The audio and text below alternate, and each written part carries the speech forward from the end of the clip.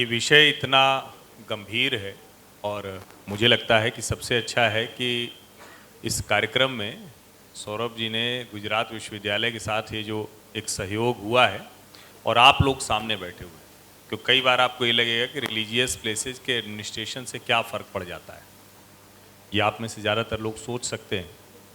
और एक छोटा सा सवाल है कि आपके घर की व्यवस्था कोई ऐसा व्यक्ति चलाने लगे जिसको आपके घर के बारे में पता ही नहीं हो, तो क्या ये ठीक हो सकता है? क्या ठीक हो सकता है? आप लोग जवाब दीजिए। आपके घर की व्यवस्था, कब कौन आएगा, कैसे रहेगा, किस कमरे में कौन रहेगा, कब उठना है, कब सोना है, खाना कब करना है, ये सब कोई और तय करे, ये ठीक है क्या? जोर से बोलिए। आप लोग तो सुबह का नाश्ता नहीं किया क्या? हाँ, नाश्ता भी नहीं किया। चलिए, दरअसल असली समस्या ये है कि इस देश में बहुसंख्यक की आस्था, उसका धर्म, उसका विश्वास, उसके मंदिर, उसके उपासना स्थल, उन सबको सरकार तय करेगी, एक सामान्य धारणा बना दी गई। और इसमें कोई एतराज नहीं हो सकता। ठीक है, सरकार काम करे, सरकार अगर सबके लिए एक बराबर काम करे तो कोई समस्या नहीं। लेकिन जब सरकार कहती है कि हम मंदिरों का नियंत्रण करेंगे, लेकिन मस्जिद या चर्च या दूसरे जो उपासना स्थल हैं उनका नियंत्रण हमारे पास नहीं होगा, वो उनकी आस्था का विषय है, तब वहां जाकर ये सवाल खड़ा होता है कि क्या रिलीजियस प्लेसेस का एडमिनिस्ट्रेशन उसी के पास होना चाहिए जिसका रिलीजन है, या हम धर्म है, चूंकि धर्म और रिलीजन की भी व्याख्या अलग अलग होती है, लेकिन सामान्य संदर्भों में चूंकि उसको एक साथ जोड़ते हैं, तो क्या ऐसा होना चाहिए? और वहां ये बात तब और महत्वपूर्ण हो जाती है जब अक्सर हमारे धर्म से, मैं अगर किसी मंदिर में जा रहा हूं, मैंने 2 रुपया भी चढ़ावा चढ़ाया, तो वो या तो मंदिर में लगे या हिंदू धर्म मानने वालों की बेहतरी के लिए लगे, लेकिन क्या वो किसी और काम के लगे? ये ठीक है क्या? ये इस देश में यही हो रहा है। हमारे यहां जो लोग जाते हैं अपने, जिसको बार बार कहा जाता है कि हिंदू धर्म में तो लोग दान नहीं करते, दूसरे धर्मों की व्यवस्था बताई जाती है, कहा जाता है कि उनके यहाँ तो इतना 10%, 5%, 2% लोग दे देते हैं अलग अलग तरीके से धार्मिक स्थलों पर। यहां हम अपने जीवन के हर संस्कार में अपनी आस्था के लिए अपनी कमाई का एक हिस्सा निकाल लेते हैं, लेकिन दुर्भाग्य से उस कमाई का बड़ा हिस्सा सरकार हमारी आस्था को छोड़कर सब जगह इस्तेमाल करती है। और सरकारी नियंत्रण जब आ जाता है तो उसका एक छोटा सा उदाहरण देखने को मिला। जब काशी विश्वनाथ धाम बन रहा था तो किसी ने कहा कि अरे सरकार अगर काशी विश्वनाथ धाम बना रही तो हमारा क्यों नहीं बनाती? जिस काशी की पूरी व्यवस्था भगवान शंकर के कृपा से चल रही हो, जिस काशी का पूरा जो भी आप देखें वहां का ढांचा, अगर भगवान शंकर नहीं हो तो काशी कोई क्यों जाएगा? अगर मां गंगा नहीं हो तो काशी कोई क्यों जाएगा? और अगर ये दोनों ना होते तो वहां की पूरी व्यवस्था ही क्यों होती? लेकिन कहा गया कि ये जो 350, 400, 600 करोड़ रुपए लग रहा है, ये भला क्यों लग रहा है? सरकार तो सेकुलर नहीं है, सरकार सेकुलर से कम्युनल हो गई।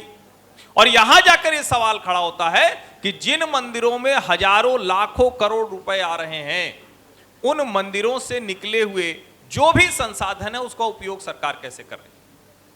और चूंकि अभी एक अगला सत्र है और उस सत्र में मुझे इससे जो इन्वेस्टमेंट और रिलीजियस प्लेसेज पर जो कुछ हो रहा है उसकी बात मैं करूंगा, और उसमें मैं विस्तार से आपको ये भी बताऊंगा कि किस तरह से आपको समझ में नहीं आता है। लेकिन जैसे किसी भी कंपनी को जब आप कहते हैं कि इस कंपनी का आउटपुट क्या है, तो अगर दुनिया में किसी का आउटपुट सबसे ज्यादा है तो वो हमारे देश के मंदिरों का है। हिंदू मंदिरों से ज्यादा आउटपुट देने वाला दुनिया में कोई और न तो माध्यम है, न कोई कंपनी है, न कोई व्यवस्था है। और कमाल की बात यह कि हम ये कहते भी नहीं कि हम किसी को अलग से ज्ञान देने जा रहे हैं, लेकिन बताइए जो कभी सो के नहीं उठा होगा वो महाकाल का दर्शन करने जाएगा, भस्म आरती करने की इच्छा है तो सुबह उठना पड़ेगा ना भाई, 3:30, 4 बजे नहाना भी पड़ेगा समय से। जो बच्चा घर में कभी जीवन में नहीं समय से उठता था, कभी समय से नहीं नहाता था, उसको अनुशासन का एक पाठ सिर्फ एक महाकाल की आरती मिल जाता है।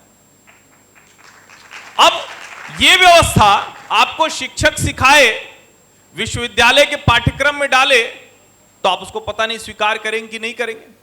और फिर कोई खड़ा हो जाएगा कि ये तो मेरी अभिव्यक्ति की स्वतंत्रता है, मेरी इच्छा है, मैं जब मर्जी तब उठूं, जब जो करूं। अब हम लोग तो चूंकि संयोगवश हम शिशु मंदिर के पढ़े हुए हैं, तो हमें तो कहा जाता है उठो तो सबसे पहले क्या, हाथ दोनों जोड़ लिया, कराग्रे वस्ते लक्ष्मी कर मध्य सरस्वती कर मूले तु गोविंदा प्रभाते कर दर्शनम, समुद्र वसने देवी पर्वत स्तन मंडले विष्णु पत्नी नमस्तभ्यम पाद स्पर्शम क्षमस्व में। तो हमको तो पता है भैया कि यही हाथ है सब कुछ, अपने हम ही गोविंद हैं, हम ही लक्ष्मी, हम ही सरस्वती जी तय करेंगे, जितनी मेहनत करेंगे उतना ज्यादा हम प्रगति करते चले जाएंगे। तो ये हमारे मंदिर, हमारी व्यवस्था, हमारी जो सामान्य सी संस्कृति वो हमको समझा देती है। अब इसको अगर नैतिक शिक्षा में डालना होगा, विश्वविद्यालय के पाठ्यक्रम डालना होगा, तो क्या क्या करना पड़ेगा जरा सोचिए। एनसीईआरटी की कमेटी बनेगी, शिक्षकों का एक समूह बनेगा, उसके बाद कहेंगे कि चलो हम समझाते हैं, समझाने के लिए कोई टीचर खड़ा होगा, वो टीटीसी टीपीटी जाने क्या क्या करेगा, उसके बाद भी जब पढ़ाने जाएगा तो खुद ही भूल जाएगा कि हमको क्या क्या पढ़ाना है। और फिर बच्चा कोई सवाल कर देगा कि भाई ये जो आप कह रहे हैं इनमें से कितनी बातें आप लोग करते हैं, क्योंकि हम तो नहीं देखते हैं कि समाज बेहतर हो रहा है। लेकिन जब मंदिर के दरवाजे पर हम पहुंचते हैं तो किसी तरह की शिक्षा, किसी तरह का काम करने की जरूरत नहीं पड़ती है, हम वहां अनुशासित हो जाते हैं। हमें अपनी कमाई का एक हिस्सा बिना कुछ कहे, और सिर्फ पुजारी को नहीं, ये भी एक बड़ी गलत धारणा है। लगता है ऐसे जैसे जाना है वहां किसी एक पुजारी की जेब में पॉकेट में देना है, वो पैसा लेके घर चला जाएगा।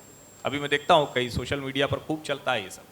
मंदिर मतलब पूरे समाज की व्यवस्था का आधार, और समाज की व्यवस्था का आधार है तो समाज तय करेगा, सरकार कैसे तय कर सकती है। सरकार का काम है हम जो कमाई करेंगे, जो हम टैक्स देते हैं, उसका बेस्ट जितना यूटिलाइजेशन हो सकता है वो करे। लेकिन हमारी अपनी समाज की व्यवस्था जो है, उस व्यवस्था का पैसा लेके वो दूसरे किसी जगह पर क्यों इस्तेमाल कर सकती है। जैसे उदाहरण के लिए हम कहते हैं ना बार बार कि भाई मेला कोई लगा तो उस मेले में सरकार क्या करेगी, तो सरकार बिजली करेगी, पानी करेगी, तो कहते हैं अरे ये तो कर रही, क्यों कर रही भाई। तो सवाल ये कि उसमें जो व्यवस्था आएगी, उसमें जो बिकेगा, उसमें जो खरीदा जाएगा, उसका तो टैक्स सरकार को है। लेकिन अगर सरकार ये कहेगी नहीं वो मेला जो कुछ भी है वो हमारे हिसाब से चलने लगेगा, और तो और दुर्भाग्यपूर्ण तब हो जाता है जब कोई मंत्री बन जाता है जो हिंदू धार्मिक मेलों को वो चला रहा होता है। मेरा तो उस पर भी एतराज है। और कोई भी मंदिर, किसी की भी व्यवस्था, कोई प्रशासन, वो किसी न किसी, और मैं जब ये कह रहा हूं तो मैं ये भी कह रहा हूं कि कोई मस्जिद की व्यवस्था कोई हिंदू प्रशासक नहीं चलाए, उसको पता नहीं होगा। और अगर वो पढ़ लिख के समझ भी जाएगा तो उस भावना के साथ उसको आगे नहीं बढ़ा सकता है। मुझे लगता है कि जब आप कहते हैं सेक्युलर, तो अगर सही संदर्भों में सेक्युलर है तो एक तो सरकारी नियंत्रण से मुक्त कीजिए, दूसरा मंदिरों के उन प्रशासकों को बड़ी जरूरत है समझने की। जैसे हम अभी राम मंदिर बनता हुआ देख रहे हैं, और उस पर मैंने जब ये 2010 में इसका निर्णय आया तो मैंने लेख लिखा था कि ये सिर्फ मंदिर के तौर पर उदाहरण नहीं बनना चाहिए। ये अयोध्या की धरती पर कोई भी व्यक्ति आए तो भूखा नहीं रहे, ये व्यवस्था वहां की रसोई से होनी चाहिए। अयोध्या में जो व्यक्ति आए वो दुनिया के सबसे बड़े ज्ञान का विश्वविद्यालय उस मंदिर से जुड़ा होना चाहिए, ये व्यवस्था वहां से होनी चाहिए। हमारी अपनी संस्कृति और विरासत जितनी तरह की है उसको संजोने का काम वो राम मंदिर के इर्द गिर्द हो, तब वो दुनिया में हमारी सांस्कृतिक राजधानी बन पाएगी। लेकिन क्या यह संभव है कि उसकी व्यवस्था किसी डीएम को, किसी सीएम को, किसी पीएम को दे दी जाए और वो व्यवस्था कर लेगा? आज के संदर्भ में आपको लगेगा कि ऐसे कैसे होगा, हमारे तो योगी जी हैं, हमारे तो मोदी जी बड़ी अच्छी व्यवस्था करेंगे। लेकिन लोकतंत्र है ना, लोकतंत्र में किसी भी पद पर, जो प्रशासनिक पद है, उस पर कौन कब कहां बैठेगा ये कैसे तय होगा, वो तो बदल जाता है। लेकिन आस्था के अनुसार चीजें तो नहीं बदल सकती है ना। दूसरे की आस्था किसी और की आस्था में अगर दखल दे तो वही कम्युनलिज्म है, और अगर देश के मंदिरों पर सरकारी नियंत्रण है तो ये कम्युनल एक्ट है। फिर से मैं दोहरा रहा हूं, ये कम्युनल एक्ट है। जिस देश में कहा जाता है कि हम सब कुछ सेकुलर करेंगे, वहां इतना बड़ा कम्युनल एक्ट हो रहा है। मंदिर की प्रशासन समिति में अगर आप किसी प्रशासनिक अधिकारी को उस तरह से दखल देने के लिए रखते हैं, व्यवस्था के लिए रखें, उसमें कोई एतराज नहीं। अब इससे जुड़ी एक और चीज है, कितने मंदिर हैं जो विद्यालय चला रहे हैं? हम तो देखते हैं गुरुद्वारे चल रहे हैं, बड़ा अच्छा उनका शानदार अलग अलग विद्यालय चल रहे हैं। कुछ मंदिरों से भी ऐसी व्यवस्था है। लेकिन मुझे लगता है कि देश के मंदिरों को, विशेष करके जिनकी व्यवस्था अभी निजी हाथों में है, पिछली बार भी मैंने ये बात इसी कार्यक्रम में कही थी, और बड़ा अच्छा है। मैं तो मतलब देश भर में घूमना होता है, इसी सब काम में घूमना होता है, लेकिन एक भी थिंक टैंक नहीं है जो विशेष तौर पर भारत के सांस्कृतिक विमर्श को आगे बढ़ाने का काम कर रहा हो। तो इसके लिए सौरभ जी का धन्यवाद, बहुत बहुत बधाई। क्योंकि कार्यक्रम बहुत होते हैं, दिन रात किसी न किसी विषय पर सब बात ही कर रहे हैं, हर जगह विश्वविद्यालय है, हर जगह बच्चे हैं, हर जगह कोई न कोई जिसको कहते हैं थिंक टैंक है, वो बात ही कर रहा है। लेकिन सांस्कृतिक पुनरुत्थान का विमर्श खड़ा करने का काम कैसे होना चाहिए और हमारी देखने की दृष्टि कैसे होनी चाहिए। अभी एक छोटा सा उदाहरण मैं बताता हूं।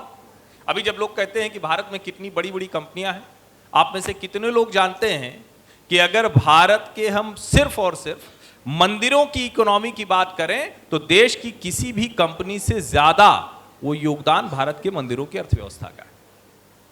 देश के करीब 30% शहर ऐसे हैं जहां से मंदिर नहीं हो तो वो शहर काम करना बंद कर देगा, उसकी फंक्शनिंग खत्म हो जाएगी, वो मृतप्राय से हो जाएंगे। और उसके बाद सरकार तय करेगी कि हमारा वो पैसा जो जहां जाएगा उसको हम कैसे उपयोग में करेंगे।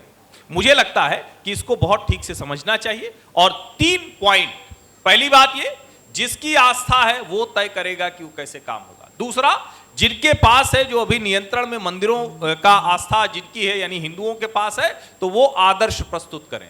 तीसरी महत्वपूर्ण बात यह है कि उसके जरिए जब हम कह रहे हैं तो कितने तरह के संदेश दे रहे हैं, वो वर्टिकल हमारे दिखने चाहिए, जिसको हम कहते थे कि गुरुकुल व्यवस्था और जिसको हम आज के समय में कहते हैं IKS इंडियन नॉलेज सिस्टम। तो ये पाठ्यक्रम में डाल देने से कुछ नहीं होने वाला है, ये पाठ्यक्रम में डालने से कोई बदलाव हो जाएगा, मैं ये नहीं मानता हूं। हालांकि सत्यपाल जी की बात से भी मैं सहमत नहीं था कि वो कुर्ता और पैबंद वाला उदाहरण यहां नहीं चलेगा, क्योंकि ये पूरी तरह से बदला हुआ है। भारतीय शिक्षा व्यवस्था को, भारतीय ज्ञान तंत्र को उसमें शामिल किया गया है और ये यूं ही शामिल होगा। तब तो फिर संविधान भी ऐसे ही बदल रहा है, संविधान भी तो संशोधन होते हैं ना, ऐसा थोड़ी ना होगा। ये व्यवस्था दोनों अलग तरह की है।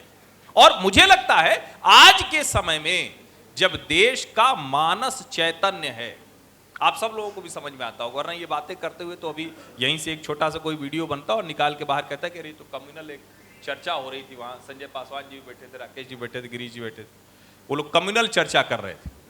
लेकिन आज कोई इसको सुनकर ये कहने की स्थिति में नहीं, ये मानस का बदलाव आया। अब अगला मानस का बदलाव ये करना है कि हमारे देश में कम्युनल एक्ट नहीं करने देना है, यानी सरकार का नियंत्रण मंदिरों पर नहीं करने देना है।